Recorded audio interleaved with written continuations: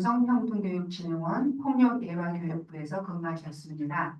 현재는 한국장애인개발원 직업재활부 사업평가팀 팀장님으로 계십니다. 오늘 강의해 주실 주제는 정신장애인 직업지원 현황과 과제입니다. 네, 강사님 이용미 강사님 소개해 드립니다. 여러분 다 들어가는 것 네, 어, 네, 안녕하세요. 방금 전에 소개받은 여기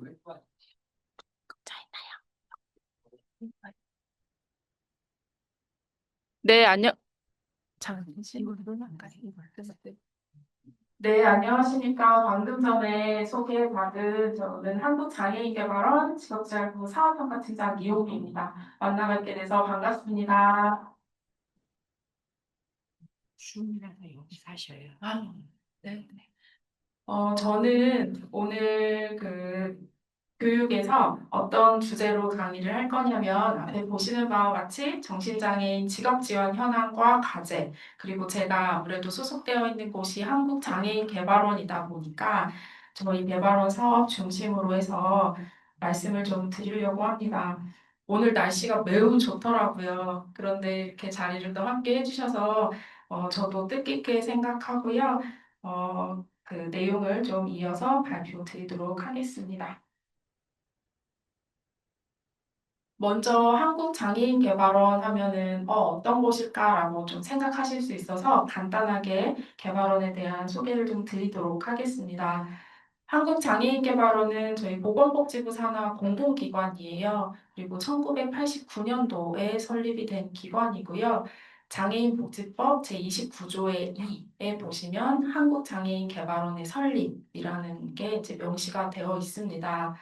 그 중에 그 3호에 저희 중증장애인 직업재활 지원 및 재정지원 일자리 사업에 대한 사업이 이렇게 법 안에 명시가 되어 있어서 이걸 근거로 저희가 지금 사업을 좀 추진을 하고 있습니다. 오른쪽에 있는 주요 사업은 개발원에서 하고 있는 여러 가지 사업들의 주요한 것들만 좀 넣어놨는데요. 정책 연구 사업, 연구를 통해서 이제 정책적으로 가야 할 방향들이라던가, 뭐 시범 사업이라던가, 어떤 사업이 있으면 이게 좀 더 타당한지, 좀 잘 뿌리를 내릴 수 있는지, 이런 사업들을 추진하고 있고, 그리고 저희 중증장애인 직업재활 지원 사업, 장애인 일자리 지원 사업, 그리고 또 우선구매 지원 사업도 함께 하고 있습니다. 그리고 UD, 저희 유니버셜 디자인 환경 조성에 대한 사업도 크게 하고 있고요. 그리고 발달장애인법이 시행되면서 중앙장애아동 발달장애인 지원센터 운영하고 있고 17개의 지역센터를 함께 운영하고 있습니다. 그리고 탈시설에 대한 이슈가 있다 보니까 저희가 통합지원센터 운영하고 있고요. 그리고 장애 인식 개선 사업이라든지 국제협력 사업, 그리고 지금 계신 이 이룸센터 관리에 대한 운영도 함께 하고 있습니다. 그래서 미션은 장애정책 개발과 자립 지원으로 모두가 공감하는 통합사회를 만들어 간다라는 미션으로 해서요. 저희가 장애인의 권리와 자립을 실현하는 대한민국 대표기관이라는 커다란 비전을 가지고 사업을 추진하고 있습니다. 그 중에 이제 맨 아래에 있는 전략 방향 중에 세 번째에 있는 자립을 통한 사회 참여 확대 이 부분이 저희가 조금 더 이제 그 중증 직업재활 관련된 사업에 좀 포커싱이 돼서 사업을 추진하고 있습니다. 발표 순서는 중증장애인 직업재활 지원 사업에서 하고 있는 정신재활, 저희 직업재활 관련된 부분 하고요. 그리고 장애인 일자리 사업, 그리고 앞으로의 과제 중심으로 말씀을 드리도록 하겠습니다. 먼저 그 발표에 들어가기 전에 그 정신장애인 관련된 저희 직업 부분의 통계를 좀 찾아보았어요. 23년도 장애인 실태 조사를 보다 보니까 여기에 이제 국가 및 사회에 대한 요구 사항에 전체 장애인 대비해서 저희 정신장애인 분들이 조금 더 이런 부분들은 해줬으면 좋겠다라고 요구한 내용에 이제 소득 보장 그리고 고용 보장, 주거 보장 이런 부분들이 좀 높더라고요. 그리고 24년 정신질환자 및 가족지원 서비스 확충을 위한 실태조사에서도 그 고용 및 직업 관련 서비스 필요도에 대한 부분에서 이제 직장 편의가 필요하고, 그다음에 취업 알선이나 이제 취업 전 훈련에서도 이제 조금 60% 이상씩의 이제 높은 필요도를 좀 보여주고 계셨어요. 이제 25년도 상반기 장애인 경제활동 실태 조사를 보니까 전체의 이제 취업률은 63.8%. 근데 저희 장애인분들이 한 34%의 취업률이 있었고, 그 중에서 이제 정신장애인분들은 10%의 취업이 이제 되신 걸 확인을 했습니다. 굉장히 좀 낮은 수준에 머물러 있는 것을 확인을 했고요. 저희가 이제 하고 있는 중증장애인 직업재활 지원 사업에서도 그 정신장애인 분들의 취업자는 한 6% 정도, 매년 10%를 넘지는 못하시는 것 같아요. 그래서 그 정신장애인 분들의 이런 고용 부분이 이런 제도나 서비스 접근, 뭐 사회적 편견, 이런 지원 체계들과도 굉장히 밀접하게 연결이 되어 있는 부분들이지 않을까, 이렇게 통계로서 조금이나마 좀 볼 수 있었던 것 같습니다. 중증장애인 직업재활 지원 사업은 저희는 이제 아까 말씀드린 그 장애인복지법에 근거해서 29조의 2, 그리고 장애인복지법 제21조는 직업입니다. 그래서 그 사업을 이제 하는 이 법의 근거를 가지고 있고요. 직업재활 사업은 이제 지역 사회 내에 저희 수행기관들을 통해서 장애인분들이 생애 주기에 따른 전문적이고 체계적인 직업재활 서비스를 지원을 하는 게 사업의 목적입니다. 그래서 15세 이상 등록장애인 분들, 그리고 특수교육 대상자, 뭐 고3의 전공과 학생들까지 포괄해서 사업을 좀 추진하고 있습니다. 이 사업은 2000년도부터 이제 본 사업이 추진이 되었는데요. 2007년도에 이제 고용노동부의 그 직업재활 기금 사업에서 복지부의 일반 회계 사업으로 전환이 되면서 08년도부터는 복지부의 중증장애인 직업재활 지원 사업이 본격적으로 시행이 되었는데, 저희 한국장애인개발원이 이제 총괄 수행기관으로 해서 현재까지 사업을 이어오고 있습니다. 선정된 수행기관, 그 사업을 실제 하시는 장애인 복지관, 직업재활시설, 장애인 단체 등이 계신데요. 여기에 이제 인건비하고 사업비를 지원을 해서 그 지역사회의 장애인분들한테 개별 맞춤형 직업재활 서비스를 제공을 하고 있습니다. 현재는 158개의 이제 기관들이 전국에 분포가 되어 있어요. 그래서 보시면 뭐 직업재활센터는 한 30개가 있는데 한 개소당 전문 인력 4명씩 배치가 되어서 상담, 평가, 훈련, 또 취업 알선, 그리고 취업을 한 이후에 취업이 잘 유지될 수 있도록 적응 지원하는 전체 직업재활 서비스 과정을 추진하고 계시고요. 현장 중심 직업재활센터 같은 경우에는 이제 관내 우리 기관에서 훈련하는 게 아니라 사업체, 우리 지역사회에 있는 실제 사업체에 가서 현장 중심 직업 훈련을 하는 게 주요한 사업이고, 직업평가센터는 이제 상담 기반으로 해서 그 직업적인 평가 등을 통해 가지고 하는 게 주요 사업입니다. 그리고 직업재활시설은 이제 관내 직업적인 훈련이 주요 사업이고, 단체는 이제 취업 알선, 취업 적응 지원이 주요 사업입니다. 그리고 직업재활 프로그램 사업 수행 기관은 지역에 특화된 프로그램 사업을 운영하고 있습니다. 그중에 가형에 제가 별표를 좀 달아 두었는데요. 이 별표 가형에 있는 정신재활시설 3개소가 저희 사업 수행기관입니다. 경기도의 나무, 그리고 전남 영광 두빛나래, 전북의 마음건강복지관.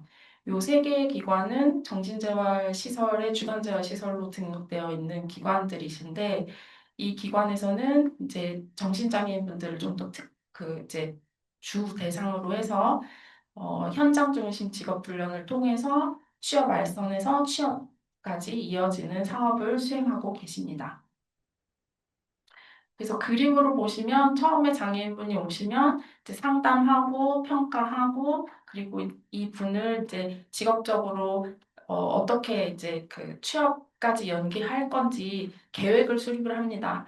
단기 목표도 있을 수 있고요. 장기 목표, 그리고 장점, 강점, 단점, 어떤 부분들이 이분한테 필요한지 그런 계획들을 세우고 필요에 따라서는 사례를 통해서 이제 적응 훈련을 하시거나 또는 현장 중심 훈련, 그리고 이제 훈련하시다가 또 맞춤형의 이제 그 사업체가 있으시다고 하면 그 사업체의 취업 알선, 그리고 또 취업하시고 또 취업을 한 다음에 이제 바로 그만두시는 분들도 많이 있으시니까 저희는 적응 지원을 되게 좀 강점으로 보고 있어요. 저희 비장애인들도 사실은 취업을 하고 그 이후에 계속적으로 유지하는 게 어려운데, 장애인분들께 이제 취업을 잘 유지하면서 안정적으로 회사를 잘 다니실 수 있도록 이 취업 후 적응 지원을 저희 사업에서는 좀 더 강점으로 해서 좀 추진을 하고 있습니다. 그래서 그런 내용들을 조금 쭉 이렇게 나열을 해 두었고요. 저희가 적응 훈련과 현장 중심 직업 훈련을 하게 되면 이제 월 13만 원의 훈련 수당이 지금 지급이 되고 있습니다. 요 현장 중심 직업 훈련에 대해서 조금 더 구체적으로 좀 말씀을 드리려고 합니다. 이 현장 중심 직업 훈련은 미국의 프로젝트 서치 프로그램이 이제 우리나라에 들어와 오게 된 건데, 그 미국의 프로그램을 벤치마킹해서 저희가 이제 정착을 한 사업이에요. 이거는 이제 1996년에 미국의 오하이오주 신시내티치의 시립아동병원 거기에서 그 진로개발연구소하고 협력을 해가지고 중증 발달 장애인을 위한 고용 프로그램을 개발해서 그 진로 계획이라든지 직무 탐색을 토대로 지역사회에 있는 사업장에 가서 훈련을 하고 인턴 과정을 거쳐서 이제 고용, 취업까지 되는 그렇게 되면은 아무래도 이제 관내에서 그 시설에서 훈련해서 취업하는 것보다는 내가 일할 그 사업장, 현장에서 실제 훈련을 하고 취업을 하니까 조금 더 그분들이 그 안정적으로 이제 취업을 더 하실 수 있고, 그리고 거기 가서도 이제 좀 더 유지가 더 잘 되시는 거예요. 그래서 그 모델을 가지고 우리나라가 이제 저희가 도입을 하게 되었는데, 아무래도 이제 정책적인 환경 변화도 있고 고용의 환경 변화도 무시할 수는 없었어요. 이제 고용 환경 변화 같은 경우에는 저희가 15세에서 39세 등록 장애인 분들이 이제 점차 좀 인구가 감소하다 보니까 같이 감소하는 추세이고, 반면에 발달 장애인의 비율은 굉장히 또 증가하는 추세이고, 저희 중증 사업의 취업자분들이 지금 한 80% 이상이 다 중증 장애인이시거든요.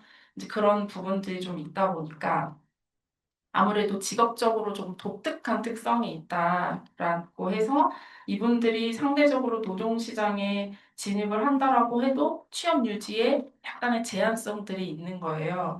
그러다 보니까 이제 고용 기회를 좀 더 늘리고 그리고 안정적인 직무 유지를 하기 위해서는 기존 예전에 했던 방식대로 구직자랑 구인자를 그냥 매칭하는 것이 아니라 조금 더 개인한테 특성을 그런 고려를 해가지고 맞춤형으로 지원을 해야 이분들이 고용 안정성도 보장이 되고 지속적으로 유지를 할 수 있다라는 부분에 있어서 이 사업이 이제 도입이 되었던 겁니다. 그래서 16년도에 그 시범 사업을 이제 실시를 했어요. 전국 장애인 부모연대 경남지부에서 사업을 실시를 처음부터 했고, 그 이후에 이제 시범 사업을 전국 5개 번역해서 했었습니다. 그리고 이제 본 사업으로 들어와서 저희가 현장 중심 직업재활센터가 지금 27개 전국에 운영을 하고 있고요. 이 오른쪽에 보시면 추진 과정이 있는데 이 빨간색으로 표시되어 있는 곳이 현장 중심 직업 훈련이에요. 어, 기존의 직업 적응 훈련은 이제 시설에서 이제 훈련을 하고 있고, 그리고 공단 같은 경우는 지원 고용할 때 직무지도원이 투입이 되는데, 저희 중증사업 같은 경우에는 현장, 실제 사업체, 예를 들면 카페 또는 마트, 공공기관이 될 수도 있고요. 이런 이제 실제 근무하려고 하는 그런 사업체에 가서 이 훈련 지원인이 장애인분들을 이제 지원하고 도와주는 역할을 통해서 훈련을 받고 그리고 이제 거기로 취업이 될 수 있게 하는 게 현장 중심의 추진 과정이라고 보시면 되겠습니다. 그리고 이제 현장 중심 직업 훈련 같은 경우에는 이제 훈련을 A 업체에서 가서 했는데 이분이 훈련하다 보니까 좀 직무가 잘 안 맞을 수도 있고 또는 어떤 어려움이 좀 있으시면 이분이 잘 근무할 수 있게 이제 직무를 조정한다거나 그런 직무를 분석해서 해주시는 그런 역할들을 이제 훈련 지원인이 해주시고 있고요. 그러다 보니까 저희 중증 사업만 비교해 봤을 때 전체 취업률이 한 35% 정도인데 이 현장 중심을 훈련을 해가지고 취업이 되는 케이스가 조금 더 높게 나타나더라고요. 그 부분도 좀 말씀을 드리고 그 외에 이제 특화 사업도 저희가 진행을 하고 있습니다. 중증장애인분들의 이런 새로운 직업 영역들을 좀 더 확대해야 되는 부분들이 있다 보니까 이제 공공 민간 연계에서 카페 아이가 데브리싱 또는 CU하고 연계한 장애인 편의점 함께 가게라는 거를 지원을 하고 있어요. 카페 아이가 데브리싱은 88호점 같은 경우에는 저희가 용산점에 있다 보니까 이재명 대통령님이 많이 방문을 하셔가지고 작년에 그 업무 추진비로 되게 많이 간 카페로 해서 이제 보도자료가 나오고 사진이 있어서 그거를 좀 가져왔고요. 지금은 100호점이 넘게 전국에 있습니다. 그래서 공공기관 같은 경우는 이제 유휴 공간이 있다라고 하면은 그 이제 무상으로 그 공간을 받아가지고 이제 그 위탁 운영기관, 뭐 복지관이나 이제 협동조합, 실제 운영할 기관들이 카페를 운영하면서 장애인을 고용하시고 이제 커피를 팔으셔야 돼서 매출이 나오면 그걸로 장애인들의 급여를 주시고 실질적인 운영을 하고 계십니다. 그리고 아래는 저희가 장애인 편의점이고요. 지금 현재 4개가 있습니다. CU하고 업무 협약을 통해서 이제 가맹비 같은 걸 좀 더 면제해 준다거나 그리고 수익을 나면은 이제 인센티브를 받게 되는데 저희 편의점은 조금 더 많이 이제 받을 수 있게 해준다거나 이런 지원을 통해서 운영을 하고 있습니다. 그 외에 이제 직업재활 관련해서 뭐 연구나 또 사업이 잘 될 수 있도록 컨설팅, 홍보도 같이 진행을 하고 있고요. 요거는 이제 작년, 올해 함께 진행하고 있는 공공민간연계 맞춤형 직무개발 사업입니다. 이제 새로운 사업들을 조금 더 확산을 해야 되다 보니까 아무래도 요즘에는 e스포츠, 게임 이런 부분들도 되게 관심들이 많으시고 잘하시는 분들도 많이 있으시거든요. 그래서 24년도에 그 직무가 개발이 되어가지고 작년에 이제 그 학원 통해서 양성을 해서 매뉴얼도 만들고 그리고 30명 정도 여기서 훈련을 하셔가지고 현재 민간 기업 쿠팡에 21명 정도 채용이 되어 있으십니다. 그리고 중증장애인 실한제 임기제 공무원도 작년에 법원행정처하고 이제 헌법기관 최초로 지금 5명이 지금 채용이 되어 있으시고요. 여기에 이제 키오스크 안내, 그 행정, 그 키오스크 안내에 그런 신규 직무들로 해서 현재 5명 근무하고 계십니다. 그리고 민간 기업하고 또 협업을 해서 다이닝 서비스 푸드체육 관리원이라는 직무를 새롭게 만들었는데 이제 푸드코트 같은 데 가시면은 그 테이블이 좀 지저분할 수 있는데 그런 부분들 손님이 가면은 정리를 해주시면서 또 매장에 그 좀 도움을 그 일을 하시면서 그 역할을 해주시는 그래서 식사 공간의 위상적인 부분들 그리고 뭐 서비스 품질 유지를 위해서 하시는 그 직무를 다이닝 서비스 품질 관리원이라고 이제 새롭게 개발을 해가지고 작년에 또 훈련해서 현재 지금 채용돼서 근무하고 계시고요. 그리고 올해에 지금 이제 진행되고 있는 거는 중증장애인 시간제 임기제 공무원으로 해서 장애 인식 개선 교육 강사를 20명 채용하고 있습니다. 이거는 경기도 교육청에서 거의 처음 하시는 것 같아요.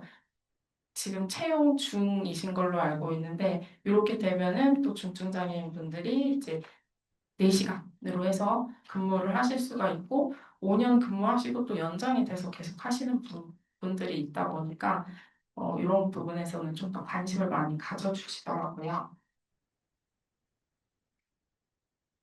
그리고 저희는 광주광역시 이 지부가 따로 있는데 거기서 정신장애인 지갑재활 협의체를 운영을 했습니다. 잘 아시는 것처럼 21년도에 저희가 장애인복지법 제15조에 일부 개정이 있으면서 그 정신장애인 대상 다양한 복지 서비스가 이제 받으실 수 있도록 좀 열린 부분이 있었잖아요. 그래서 당시에도 정신장애인의 경제활동 참여율, 고용률이 좀 낮고 하다 보니까 그 직업재활 서비스를 제공하면서 이분들이 사회적으로 좀 더 통합하는 것이 좋으니 이런 부분들에 같이 이제 협의체를 구성을 해가지고 사업을 운영하게 되었는데요. 장애인 복지관 같은 경우에는 등록장애인만 지원을 하고 있고 또 정신건강복지센터나 그런 정신건강 관련된 기관에서는 미등록 정신질환자 그리고 또 등록장애인분들의 이제 직업 지원이 있다는 건 아시지만 약간의 직업 재활에 특화되어 있는 기관이 아니다 보니까 그러면 어 약간의 양쪽 기관이 이제 부족한 부분들을 이제 함께 하다 보면은 시너지가 날 수 있으니까 정신장애인의 직업적 자립에 대한 필요성 공감은 이제 형성이 됐고 그러면 두 기관의 의견을 조율을 해서 우리가 어떻게 하면은 조금 더 그런 자립이라든지 이런 부분들을 해 나갈 수 있을지 이제 해서 회의를 여러 번 진행을 하고 간담회 통해서 23년도에 이제 이렇게 업무 협약을 체결을 하게 됐어요. 그래서 저희 개발원의 지부, 그다음에 광주의 장애인복지관협회, 정신재활시설협회, 정신건강복지센터가 이제 협약을 맺고 이제 각 기관마다 이제 역할을 구분을 해서 저희 지부 같은 경우에는 이제 사업 계획, 운영, 총괄을 맡으면서 예산 지원을 하고 그리고 복지관협회 같은 경우에는 그 맞춤형 직업재활 서비스 이제 공동으로 교육 같은 거 하게 되면 어떻게 할지 그런 운영 부분에 있어서 같이 공동으로 이제 하시게 되었고요. 그리고 광주광역 정신건강복지센터는 아무래도 참여자분들하고의 밀접한 소통이나 부분들이 있다 보니까 참여자 모집, 또 연계, 그리고 정신장애인 맞춤형 직업재활 서비스의 그 모델을 개발하는 데 자문을 해주셨고, 광주의 정신재활시설협회도 마찬가지로 참여자분들 모집해주시고, 그리고 뭐 약물 관리나 상황별 증상에 대한 관리에 이제 참여자 교육, 그리고 그 취업한 이후에 적응 지원하는 그런 공동사례 관리에 이제 축을 이렇게 나누어 가지고 역할을 좀 맡아서 사업을 추진했습니다. 정신장애인 분들은 장애인복지관 직업재활 서비스의 이용이 좀 어려웠던 부분이고요. 서비스 이용은 할 수 있게 법은 이제 통과가, 그 개정이 됐는데 실질적으로 잘 안 되는 부분들이 있었고 정보가 좀 부족했고 그리고 복지관 같은 경우에는 정신장애인만 특화해서 사업을 하는 게 아니라 전체 이제 장애인분들을 대상으로 하다 보니 그 정신장애인에 대한 이해가 약간은 좀 부족했고 그러다 보니 대상자 모집도 좀 제약이 있었고, 그리고 정신건강기관은 직업재활 서비스에 대한 확대가 좀 필요하다는 건 아시지만, 그 직업재활에 특화된 전문성은 조금 약하다 보니까 이 세 개 기관이 이렇게 협의체를 구성을 해가지고 사업체 현장 중심 직업 훈련 모델을 개발을 합니다. 조금 전에 말씀드렸던 현장 중심 그 직업 훈련, 그 모델을 이 광주에서 이제 진행을 하시게 된 거고요. 그래서 참여자 신청 받고 상담 평가해서 이분들 선발해서 이제 사업체 실제 훈련할 그 현장 사업체로 배치를 해서 이제 훈련 지원인의 도움 그 협의하에 이제 훈련을 시작을 하고 그리고 직업재활 서비스를 제공을 하게 되었습니다.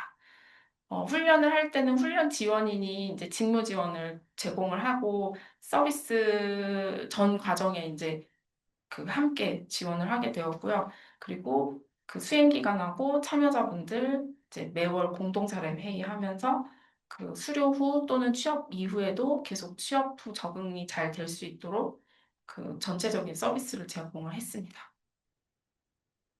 그래서 광주는 광주광역시 장애인 종합복지관에서 이 사업을 추진을 했었고, 23년도에 이렇게 시범 사업했고, 그다음에 24년도에는 이제 훈련 기간을 그래도 한 달 정도 더 늘려가지고 이제 사업을 했고, 25년도에는 이제 훈련 인원을 이제 좀 더 한 명 정도 증가를 시켜가지고 총 8명 정도 하신 다음에 그 8명 참여해서 수료는 다 100% 하셨고요. 그 중에 이제 2분 정도가 또 실제 취업까지 이어졌습니다. 다음은 장애인 일자리 사업에 대해서 좀 말씀을 드리도록 하겠습니다. 장애인 일자리 사업은 저희 직업재활부 안에 장애인 일자리 팀이 따로 있어요. 거기에서 이제 운영을 하고 있는데, 일자리 사업 같은 경우에는 정부가 취약계층인 장애인에게 일자리 제공을 통해서 사회 참여 확대 및 소득 보장을 지원하는 국가 재정 지원 일자리 사업입니다. 그래서 복지법 제21조 직업과 장애인 복지법 시행령 제13조 2 장애인 일자리 사업 실시 요걸 근거로 해서 사업을 추진하고 있고요. 이거는 그 에이블 2010 프로젝트라는 거의 일환으로 이제 시작을 하게 되었어요. 2010년까지 장애인 일자리 10만 개 창출하겠다는 이 프로젝트로 해서 당시에 이렇게 보도자료가 나갔었고, 이때 이제 개발원이 그 전문관리 체계 구축, 이 사업을 이제 위탁을 받아서 복지부하고 같이 이렇게 유형들을 이제 확대해서 나가게 됩니다.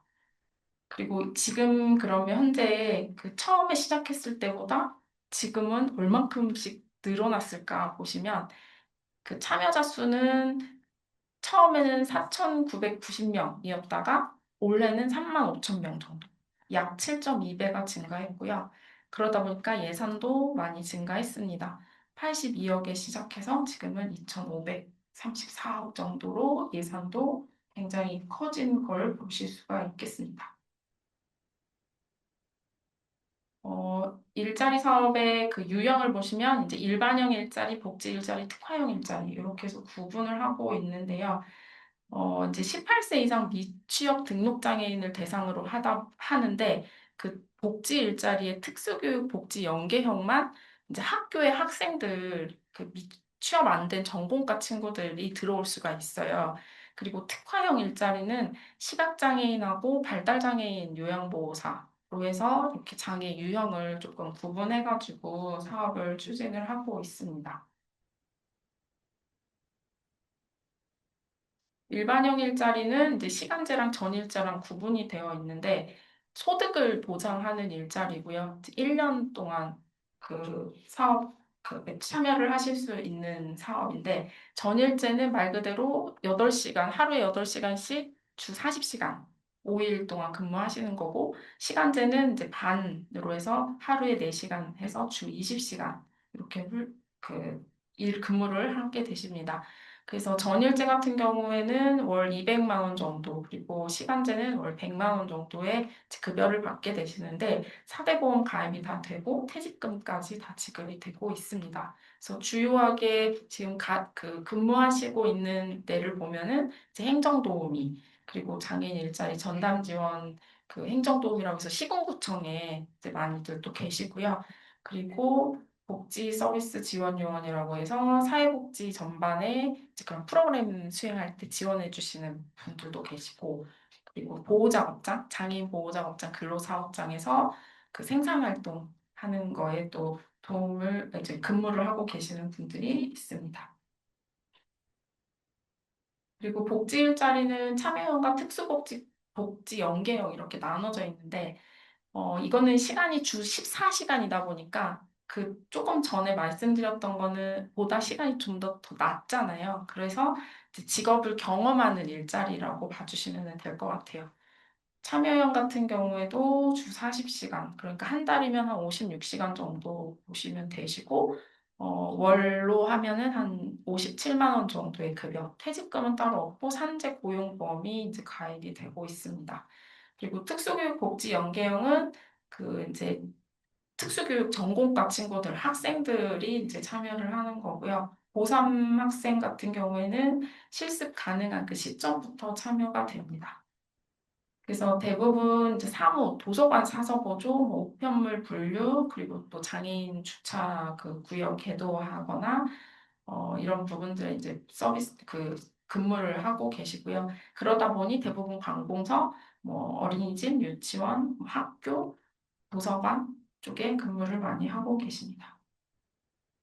그 복지 일자리 직무가 50개가 있는데 그 중에서 그 색깔로 표시되어 있는 부분이 정신장애인 분들이 약간 특화되어 있는 일자리예요. 그래서 동료 지원 활동과 그리고 무인 정보 단말기 우리가 키오스크라고 말하는 그 직무 그리고 올해 처음으로 또 들어온 그 홍보 지원 업무 요 세 가지가 이제 있어서 말씀을 좀 드리려고 합니다.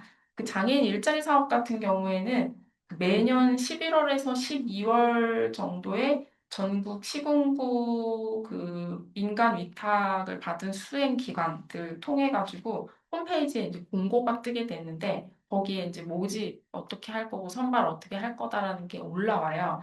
그러면 이제 그걸 보시고 이제 참여를 하실 수가 있고 만약에 선발이 되시면은 매년 1월부터 이 사업을 참여하셔가지고 이제 근무를 하신다고 이해해 주시면 될 것 같습니다. 특화된 직무 세 가지만 좀 말씀을 드릴 텐데, 그 동료 지원 활동가입니다. 동료 지원 활동가는 저희가 이제 15조 그 법 일부 이제 개정이 되면서 그 정신장애인 분들의 그 장애 특성을 고려해가지고 이제 이런 직무 개발이나 배치들도 매우 중요해졌는데 사회 참여를 하시게 된다고 하면 이제 건강, 그 취업, 뭐 여러 가지 정서적 지원 이런 다양한 분야들에서 정보들도 많이 좀 필요하고 또 그 정보도 필요하고 이제 또 상담을 통해서 뭔가 이분들이 사회활동으로 잘 이어갈 수 있도록 이걸 돕는 분들이 이제 저희가 동료 지원 활동가라고 칭하고 있고요. 그러다 보니까 상담 능력, 또 의사소통 능력, 그리고 또 상담을 하면서 뭔가 기록 이런 부분들이 필요하니까 컴퓨터를 좀 더 잘 활용할 수 있는 능력 또는 필기를 할 수 있는 그런 이제 자격 요건을 가지고 이제 이 직무를 하나 이제 새롭게 저희가 도입을 만들었고요. 그러다 보니까 어떤 기능들이 이분들한테 필요하냐면 이제 공통적으로는 의사소통, 공감, 그리고 이제 뭐 상담이나 이런 부분들을 하려니까 일정 관리, 이런 스케줄 관리, 이런 능력들이 좀 필요하시고, 그리고 또 동료를 상담하고 지지해주고, 이런 역할들을 하셔야 되니까, 이제 뭐 어휘력, 인내력, 이런 직무에 필요한 기능이 있다라고 봐주시면 될 것 같고요. 그리고 자조모임이나 사회활동을 또 직접적으로 리드를 또 하셔야 되니까 그런 수용 능력이나 이런 지도력들도 필요하다고 저희가 필요한 요소로 좀 꼽아가지고 하고 있습니다. 아무래도 이제 본인들이 경험했던 부분들이 있다 보니까 이제 다른 분들이 좀 더 회복하고 또 그 사회 참여를 돕는데 그 충분히 의미 있는 직무로서 역할을 하실 수 있는 그 사례로 봐주시면 될 것 같아요. 그리고 무인정보 단말기 이 키오스크는 최근에 이제 관련된 법들이 좀씩 개정이 되면서 24년 1월부터 장애인 키오스크 접근 보장이 필요해졌고 그리고 또 그 지능정보화 기본법 그게 국회 본회의가 통과되면서 또 키오스크를 또 의무적으로 이렇게 하셔야 되는 부분들이 생겼잖아요. 그러다 보니까 직무의 전망은 조금 더 확대가 될 거다라고 저희가 보고 있는데 대부분 뭐 공공기관도 그렇지만 병원, 그 뭐 하다못해 패스트푸드 뭐 이런 데 가도 다 키오스크들이 있다 보니까 이런 정보 접근에 좀 어려운 부분들이 있어서 이런 공공기관이나 다중 이용 시설에 그 키오스크를 사용하는 데 도움을 이제 주시는 이런 직무들이 이제 새롭게 개발이 되었습니다. 그래서 직무에 필요한 기능은 이제 뭐 인지 능력, 신체 능력, 뭐 사회 능력, 자기 관리 이런 것들을 그냥 쭉 봐주시면 될 것 같고 유의할 부분들은 아무래도 사람을 직접적으로 이제 만나고 이렇게 하는 업무잖아요. 누가 오면 가르쳐 줘야 되고 이렇게 하다 보니까 거기에 오는 이제 컴플레인이나 또는 스트레스 그래서 대인관계에 대한 이제 망상이 증상이 발현이 되는 그런 부분들이 좀 더 유의할 부분들이 있고 그리고 뭐 병원이나 뭐 법원 이런 데에서 키오스크 직무할 때 아무래도 그 민원인들의 개인정보를 다루는 역할들이 있을 수 있기 때문에 이 업무를 하기 전에는 그 개인정보 보호나 관련된 교육들에 대해서도 조금 이수를 하셔서 민감성을 가질 수 있도록 진행을 하고 있습니다. 그리고 홍보 지원 업무는 올해 새롭게 신규로 조금 사업을 하고 있는데 워낙 SNS, 뭐 인스타그램, 뭐 카카오톡, 홈페이지, 블로그 등이 활성화가 많이 되어가지고 뭐 카드 뉴스도 있고 뭐 이런 이미지화한 것들을 많이 제작을 하잖아요. 요즘에는 홍보물로 그렇게 해서 소통을 하기도 하고 알리는 데 역할을 하다 보니까 그 홍보 지원 업무하는 그 업무를 이제 정신장애인 분들이 또 잘 하실 수 있는 업무 중에 하나이더라고요. 그래서 기본적인 자격 요건으로는 이제 의사소통이 되셔야 뭐 지시를 받으시거나 이러이러한 업무 해주세요라고 하면은 그거에 따라서 또 수행을 해주셔야 될 부분들이 있고 또 컴퓨터를 당연히 이제 다루셔야 될 것 같고요. 그리고 또 스마트폰 활용 능력도 좀 더 잘 하시면 좋고 그리고 아무래도 글이나 이미지를 만들고 편집하고 하니까 그런 문해력 그리고 담당자의 지시에 따라서 언제까지 이런 마감 기한들이 있으니까 그거를 체계적으로 수행하실 그런 책임감 그리고 이제 담당자들하고 소통을 통해서 이렇게 결과물을 만들어내셔야 되니까 그런 의사소통 능력 그리고 또 그 홈페이지나 SNS에다가 이렇게 올리고 그거를 관리하고 해야 되니까 그런 거에 좀 더 흥미가 있으시면은 이 업무가 좀 더 잘 맞으실 것 같아요. 그래서 직무 수행에 필요한 기초 기술 뭐 이런 환경 이런 것들을 처음에 준비하시다가 이제 중간에 홍보 그 업무 프로세스를 이해를 하시면서 단계적으로 참여를 하시고 그리고 이제 그 마지막에는 그 기한이 있으니까 아무래도 그런 마감 스트레스 관리나 또는 그런 결과물이 나왔다고 하면은 또 굉장히 또 자신감이 또 올라오실 수 있고 하는 그런 것들을 이제 마무리 단계에서 담당자들이 지원을 함으로써 이 업무 수행을 잘 하실 수 있도록 제 돕고 있습니다. 그리고 향후 과제로는 이제 간단히 말씀드릴 텐데 최근에 제3차 정신건강복지 기본 계획이 발표가 되었더라고요. 3월 달인가 그랬던 것 같은데 여기서 이제 당사자분들의 그런 치료뿐만 아니라 사회권, 자기 결정권 보장하는 정책 과제를 조금 더 이렇게 마련하겠다라는 보도자료를 제가 본 것 같아요. 그래서 지역 사회 또 당사자, 가족 이렇게 주도적으로 해서 회복과 자립을 이어가겠다라는 정부의 발표가 있었는데 그중에 이제 저는 고용 부분만 좀 잘라서 가져왔고요.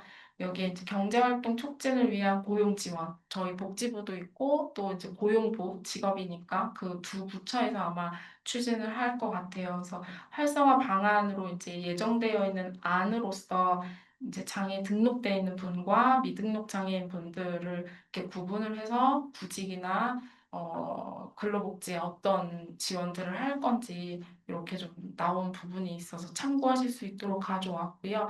그리고 일 경험을 통해서 이제 실제 직업을 갖게 되고 사회 참여나 자립으로 가셔야 되는 부분들이 있다 보니까 그 직업재활 서비스의 인프라를 좀 더 확충하려고 하시는 것 같아요. 그리고 이제 일 경험을 그러면 어떻게 할 건지 그 시범 사업으로 1단계는 진로 컨설팅을 4주 하고 뭐 일 역량 강화, 인턴십 이런 식으로 이제 프로그램을 하려고 이제 계획을 하고 있는 것으로 보여집니다. 그리고 직무도 아무래도 이제 좀 새로운 직무도 많이 나오고 그리고 또 장애 특성을 고려한 또 직무도 개발이 되어야 되니까 그런 직무들을 새롭게 개발하고 우수세라를 발굴해서 전국적으로 확산할 계획들을 갖고 있는 것 같아요. 그래서 요거는 참고적으로 봐주시면 될 것 같습니다.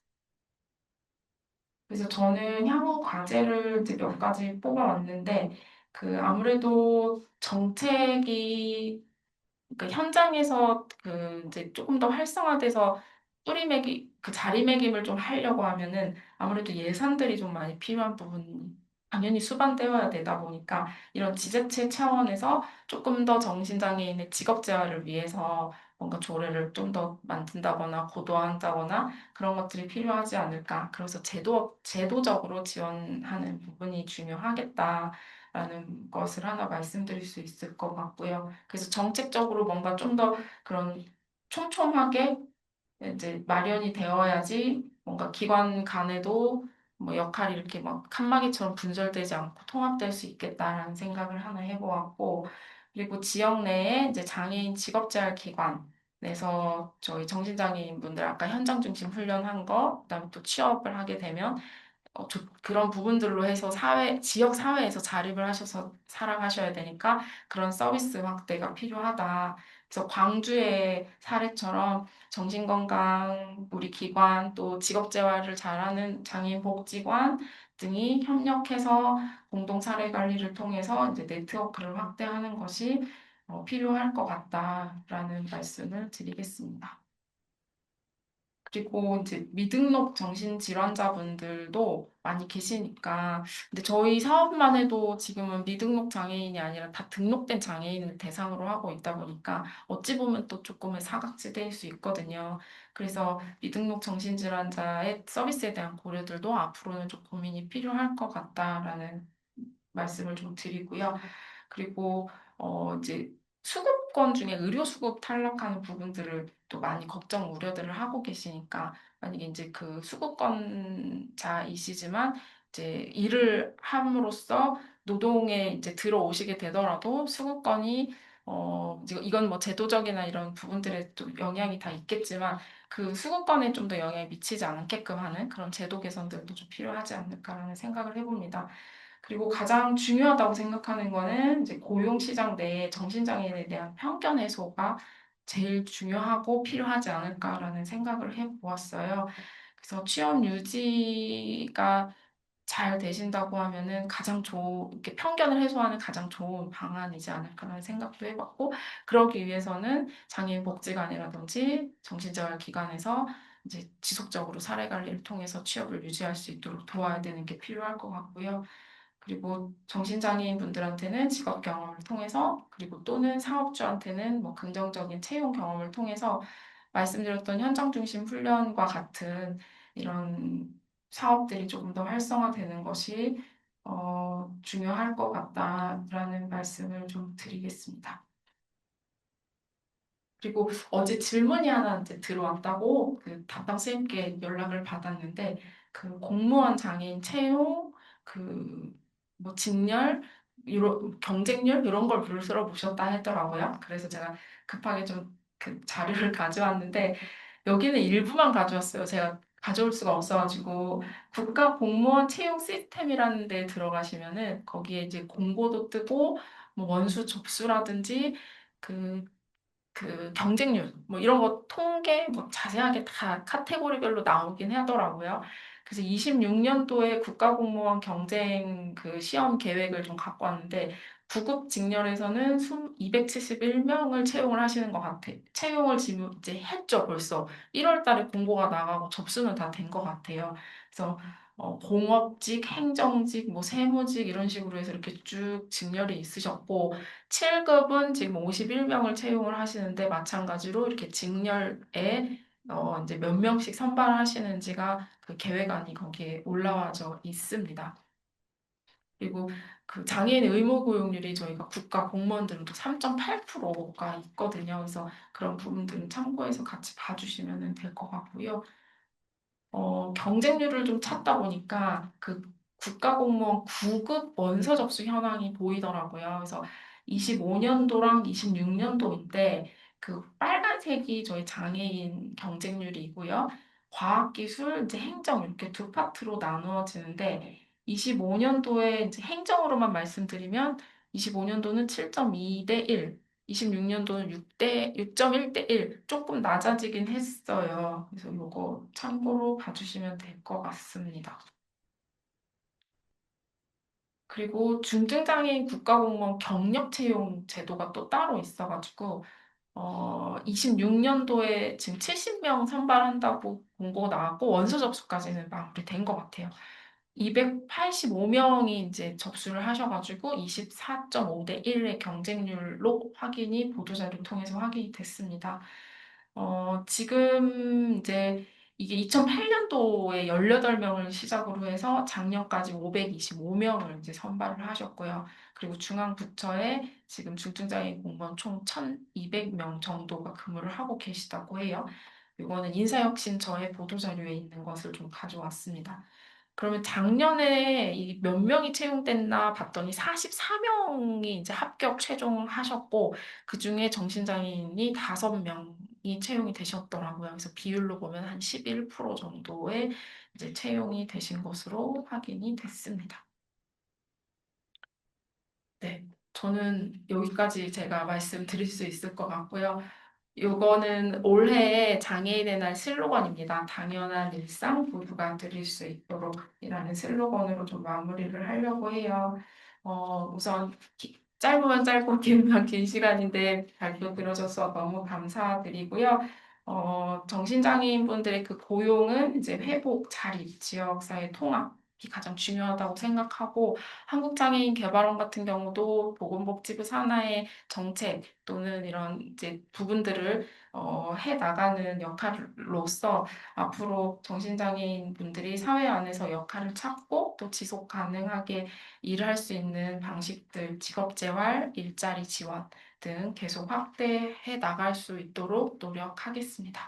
경청해 주셔서 감사합니다. 차분하게 설명을 참 잘해주셨다는 생각이 들어요.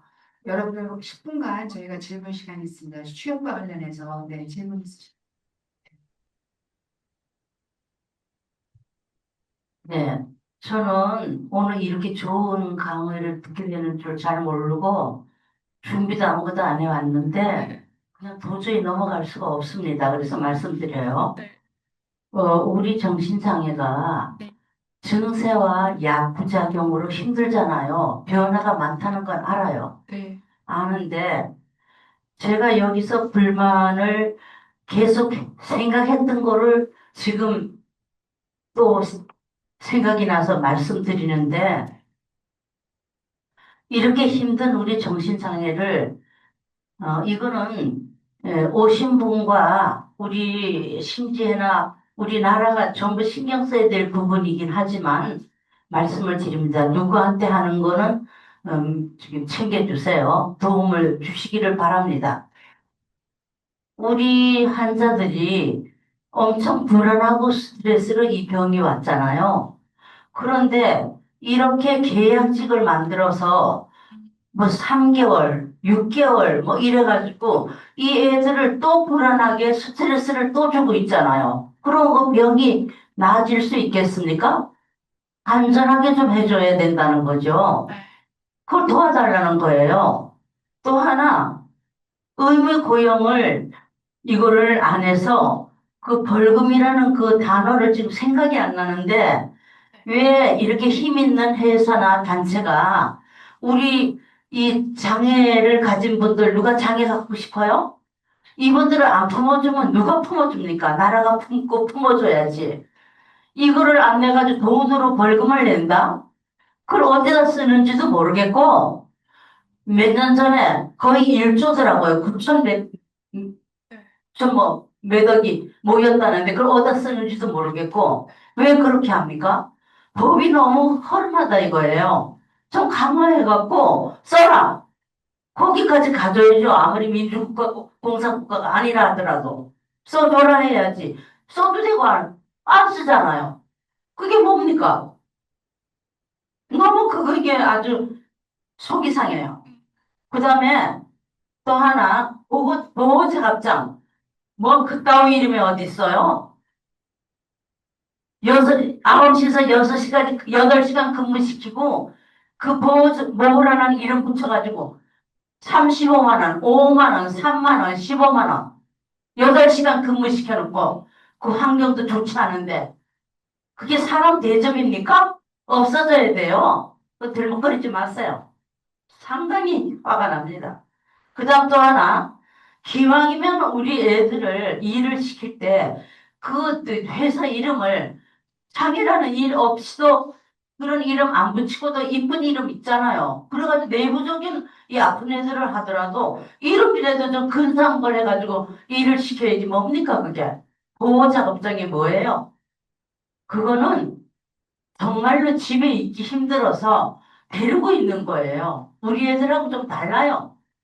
또 하나 있습니다. 이거는 어디다 대고 얘기할 줄 몰라서 내가 화가 나서 말하는데 프랜차이즈가 뭔가가 그거 당사자에게 그걸 내줘 놓고 쉽게 말하면 10,000원 버는 거를 6,000원 10,000원 버는 걸 6,000원 뺏어가지고 가고 4,000원 가지고 예를 드는 겁니다. 네. 그거 가지고 뭘 어떻게 남기고 그걸 운영하라는 겁니까?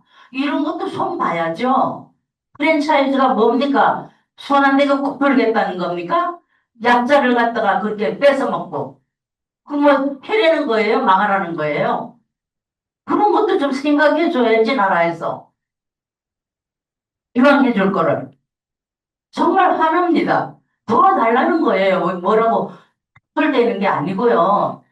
우리 심지어도 그걸 위해서 노력해야 되지만 이 일자리에 대해서 일하시는 분들이 이거 신경 써줘야 된다는 거예요. 네. 이상입니다. 네. 좀 죄송해요. 화를 내서. 아닙니다. 네. 충분히 그런 말씀 주신 거 공감되는 부분이 있어서 지금 말씀 주신 것 중에 제가 답변 드릴 수 있는 부분만 좀 말씀드리겠습니다. 좀 부족할 수도 있는데 첫 번째는 이제 그 단기 계약직에 대한 부분들 말씀 주셨어요. 저희도 장애인분들 당연히 계속 근로하시고 고용 유지돼서 장기간 근속하시는 걸 가장 높이 그렇게 하실 수 있도록 하는 게 저희 사업의 목적이거든요. 그래서 계약직보다는 정규직 그리고 뭐 일반 고용 보통 일반 우리 통합 시장에 이제 비장애인과 같이 들어가서 일할 수 있는 통합 고용 일반 고용으로 시장으로 취업하실 수 있도록 하는 부분이 저희도 이 사업에 이거는 같은 목적을 갖고 하고 있다라는 부분 말씀드릴 수 있고 두 번째 고용 부담금 아마 벌금을 말씀하신 것 같아요.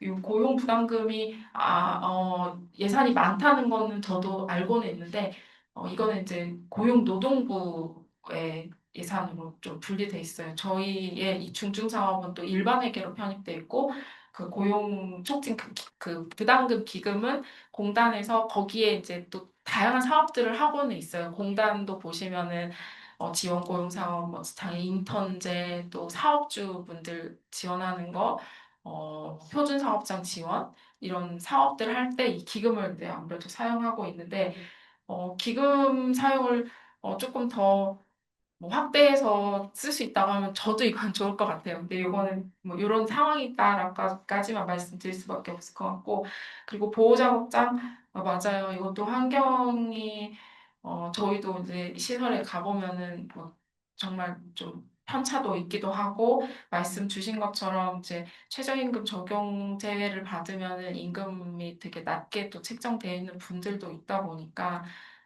이 부분도 좀 말씀 주신 게 공감이 되고요. 그리고 그 프랜차이즈, 요건 사실 제가 잘 모르겠어요. 어, 대신에 이제 아까 프랜차이즈라고 해서 저희 사업 중에 프랜차이즈 하면 CU 편의점이 딱 생각이 났는데 저희는 이렇게 운영되는 구조는 아니고 이제 실제 위탁하고 있는 복지관이나 이제 그 뭐 단체 이 기관이 맡아서 운영을 하게 되면 거기에서 나온 수익을 가지고 장애인분들 다 최저임금 이상 지급을 하고 있고요. 그리고 수익이 나면은 그걸 다른 데 쓸 수는 없습니다. 규정상. 그래서 카페 아이가 데브리싱, CU 편의점은 저희가 하고 있는 거는 이제 그런 식의 운영 형태는 아니다. 이 정도까지는 말씀을 드리도록 하겠습니다. 아무래도 실제 이제 와닿고 이제 직접적으로 많은 그 답답한 부분들이 있으셔서 아마 저한테 좀 말씀을 주신 부분이 있는 것 같은데 저도 내부적으로 좀 더 고민할 수 있는 부분들은 고민을 하도록 하겠습니다. 예, 또 질문 있으신 분. 네, 하시고. 네, 저희 아들을 작년인가 재작년에 요양보호사 네, 자격증을 좀 따게 하려고 학원을 갔는데 네, 거기서 이제 시험에 붙었어도 맨 마지막에 체열 검사를 해야 된다는 거예요. 네. 근데 얘네들은 약을 끊으면 안 되잖아요. 거기서 원하는 거는 5일 동안 약을 끊고 나서 체열을 하면 가능하다는 거예요. 그래서 아까 보니까 요양보호사에 대한 그게 나오길래 네. 지금 가능한지 궁금합니다. 그걸 저희들은 못하고 5일치 약 끊으면 재발해서 안 나거든요. 음. 하고 싶거든요. 따고 싶거든요. 그 발달장애인 요양보호사 보조일자리 사업 같은 경우에는 매년 그 사업 수행할 기관을 모집을 해가지고 그 기관에서 이 자격 취득하시고 이제 교육하셔가지고 이제 취업까지 연계를 하는데 아마 끝난 걸로 알고 있는데 제가 이거는 확인을 해가지고 뭔가 이렇게 다시 회신을 드려야 될 것 같아요. 지역이라든지 어느 기관에서 뭐 하고 있는지 혹시 올해가 안 됐다고 하면 뭐 내년에도 그런 게 있는지 이런 부분들 말씀드려야 될 것 같아서 따로 제가 연락처랑 메일 받아갈게요. 네네. 네. 그리고 정신장애인의 정신병약권을 검사해서 그 마약 중독자의 약성들이 나와서 취업을 못해요. 그리고 실질적으로 제가 그 질문을 드리려고 했는데 네. 사실 정신장애인은 취업 제한 법률 때문에 양질의 일자리를 가질 수가 없어요. 국적으로. 이게 첫째 문제고요. 지금도 여기 지금 개발원에서 제가 묻고 싶었던 건 얘기가 나왔는데 정신장애인에 대한 특화된 일자리를 어떤 계획을 갖고 계신지 아까 50개 일자리에서도 세 가지가 사실은 거의 시나마나 한 거예요. 그렇다면 사실은 장애인들이 개발을 해서 실질적으로 뭐 여러 가지 문제에 대해서 얘기를 할 수는 없지만 개발원에서 그러면 향후에 정신장애인의 특화된 일자리를 어떻게 개발해 나갈 것인지 그 부분을 좀 답변을 해주시면 좋겠습니다. 사실은 저희가 아까 저기 지금 말씀하신 것처럼 뭐 여러 가지 얘기를 하는데 그건 지금 팀장님이 해줄 수 있는 부분도 아니고 실질적으로 지금 개발을 해서 할 수 있는 것은 장애인의 지금 발달 장애인들의 특화된 일자리가 계속 개발되고 있거든요. 그런데 왜 정신장애인에 대한 특화된 일자리는 개발하지 않는지 그리고 이런 특화된 일자리를 정신장애인이 가지려면 사실은 유관기관과 협력을 해서 장애인 취업 제한하는 법령부터 어떻게 손을 봐야 되고, 그리고 지금 계속, 우리가 지금 단기 일자리로 발달장애인들 최소 1년 계약으로 하고 있거든요. 저희 아이들도 하고 있는데. 그래서 3년씩 하고 있고, 사실은 이것도 무기직이 되게 이게 갈 수 있는 발판을 마련해야 되는데, 이게 하고 있지는 않아요. 그러나 정신장애인은 사실은 1년의 일자리를 갖기도 무지 어려울 뿐 아니라, 이 일자리도 거의 단기성, 그 다음에 뭐 일회성, 그 다음에 노동력, 그러니까 몸으로 육체 노동을 하는 아주 질적인 서비스가 남는 일자리만 있어요. 그래서 이런 일자리를 어떻게 개발하실 것인지 앞으로 이거에 대한 개발원의 앞으로 정신장애인의 일자리, 특화된 일자리, 양질의 일자리를 어떻게 개발해서 이런 부분을 한국장애인 고용공단이든 아니면 고용노동부든 어떻게 연계를 해서 이런 문제를 해결하실 수 있는지 그래서 개발원의 역할에 대해서 앞으로 어떻게 나가실 건지 그거에 대한 좀 답변을 조금 뭐 팀장님이 하시기는 어려우시겠지만 그래도 이제 이런 부분을 기관에서 윗분들하고 협력을 해서 어떻게 이 계획을 나가실 것인지 좀 팀장님 의견을 좀 듣고 싶습니다.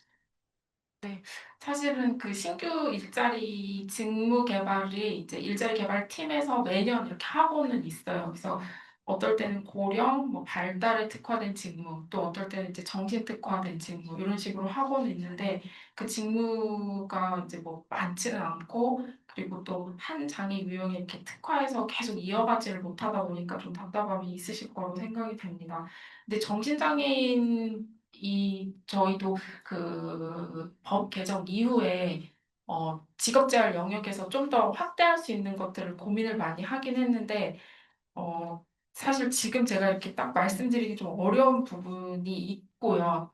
그래서 이거는 내부적으로 논의를 좀 해봐야 될 것 같고 말씀 주신 그 취업 제한 법령 제한하는 부분이 가장 또 걸려 있다고 하시고 그러다 보니까 단기성, 양질의 일자리가 채용이 안 되는 부분들 그러면 이분들이 잘할 수 있는 뭔가 일자리를 새롭게 개발해서 시범 사업을 하고 또 본 사업으로 들어와서 정착할 수 있게 하는 그런 프로세스를 갖고는 사업을 이어가야 될 텐데 지금에서는 제가 팀이 좀 다른 부분이 있다 보니까 명확하게 말씀을 못 드릴 것 같아요. 이거 좀 죄송합니다. 네, 제가 이해서 제가 좀 네. 하겠습니다.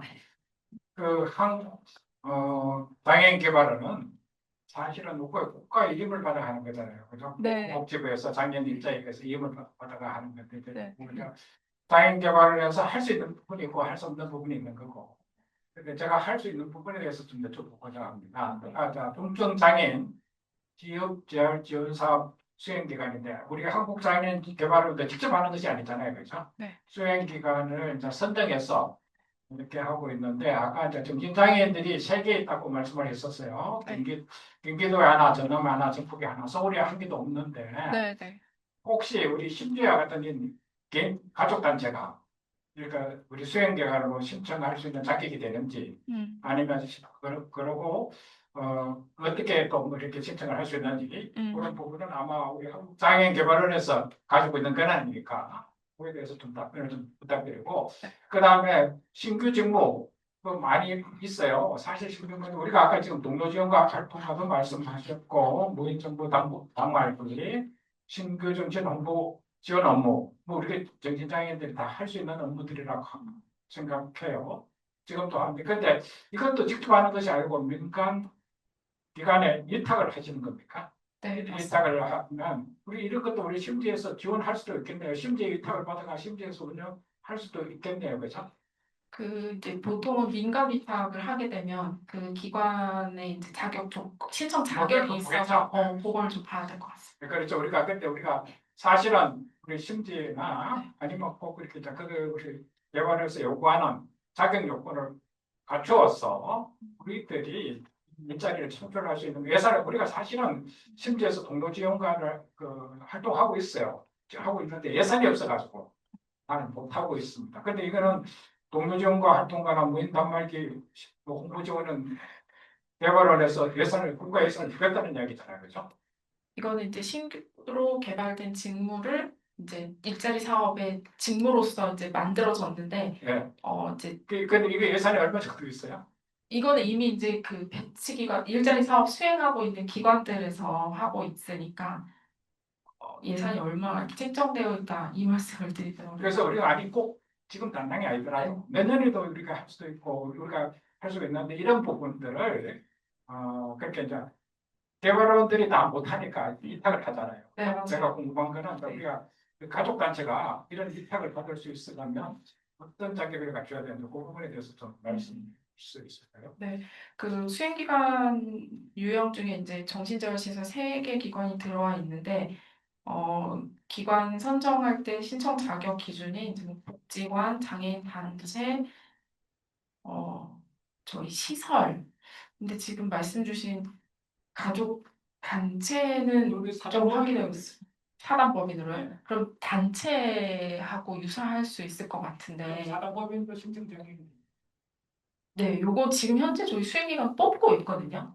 근데 네, 요거 한번 제가 체크해보고 따로 말씀드릴게요. 지금 개발원 홈페이지에 신규 수행 공고가 나가 있는 상황인데 정신재활시설도 아마 저희가 되어 있을 것 같은데 지금 인터넷 한번 제가 조금 이따가 확인해봐가지고 바로 말씀을 좀 드리도록 할게요. 예, 그렇죠. 네, 예, 참고로 우리 이용미 팀장님께 드리고 싶은 말씀, 저희 신지회 동료 지원가 중에 정말 훌륭한 분들이 많으셔서 이렇게 인연이 닿았으니 지금 말씀하신 것이 정말 좋은 협업이 돼서 네. 잘 진행됐으면 좋겠다는 말씀드립니다. 네. 지금 아까 홍인석 선생님, 네. 아까 우리 저 뒤쪽에서 선생님이 말씀을 잘해 주셔가지고 우리 부회장님이시죠? 예, 그래서 제가 원래 그 문제를 묻고 싶었어요.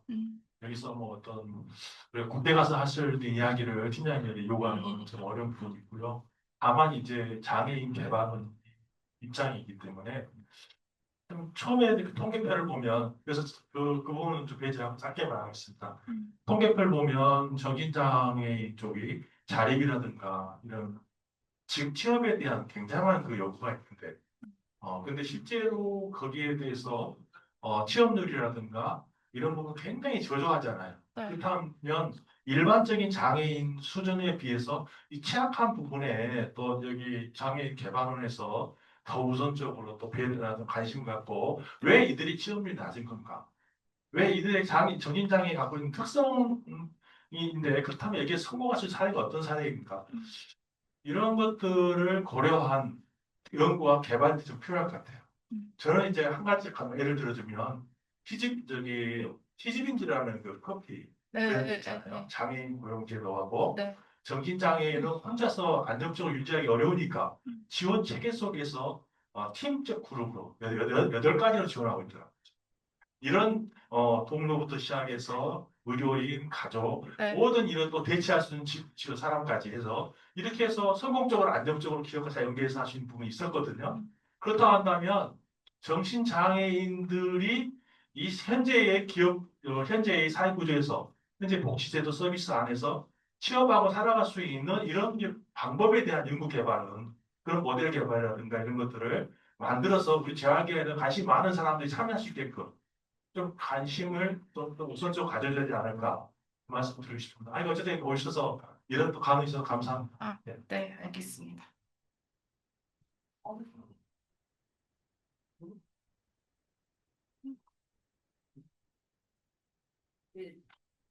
저는 저쪽 선생님이 아들이 요양보호사 교육을 받았는데 피검사 때문에 탈락이 됐다. 그런 말씀 들었기에 저는 어, 옛날에 딱인 우리 아들을 내가 같이 데려다니면서 그때는 피검사 그런 건 안 했어요. 그래가지고 여행버스 자격을 땄었지만은 이제 자기가 담배 끊더라고 병원에 입원을 하게 됐어요. 그래가지고 월급 받은 거 도로 토하고 그런 것도 있었거든요. 그건 또 그렇고 또 한 가지 제가 말씀드리고 싶은 것은 지금 제가 81호입니다.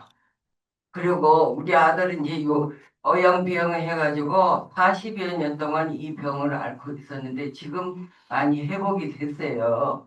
회복이 돼서 둘이 살고 있거든요. 그런데 노후에 있잖아요. 젊었을 때는 우리 아들이 내가 데려다니면서 케어를 해가지고 회복이라는 걸 하게 됐고 지금은 이제 내가 있잖아요. 아들 신세를 지게 됐단 말이에요. 그러니까 그리고 이제 또 그러니까 이제 이를테면은 요양보호사는 피검사 뭐 그런 거보다도 능력이 되면은 좀 허락해 주시면은 도움 자격을 주신다면은 우리가 노후에 서로 우리 아들하고 나하고 상부상조가 돼서 잘 살 수 있을 것 같아요. 그것을 꼭 부탁하고 싶습니다. 요양보호사 자격을 능력이 있는 한 그렇게 피검사 뭐 그런 거보다도 좀 능력으로 네. 자격증을 주신다면 좋겠다는 말. 네, 감사합니다. 지금 강사님께서 예정된 시간보다 너무 많이 시간이 오버돼서 질문이 많겠지만 여기서 좀 마무리해도 괜찮겠지요? 네, 이용미 선생님 오늘 저희가 드렸던 말씀은 그만큼 답답하고 속상한 얘기가 많다는 네. 것으로 충분히 이해해 주시리라고 믿고요. 우리 장시간 수고해 주신 이용미 강사님께 큰 박수 부탁드립니다. 네, 오늘 강사님 감사합니다. 시간이 없어서 제가 바로 연결해서 진행하고 오늘 저희 원래 종료하도록 하겠습니다.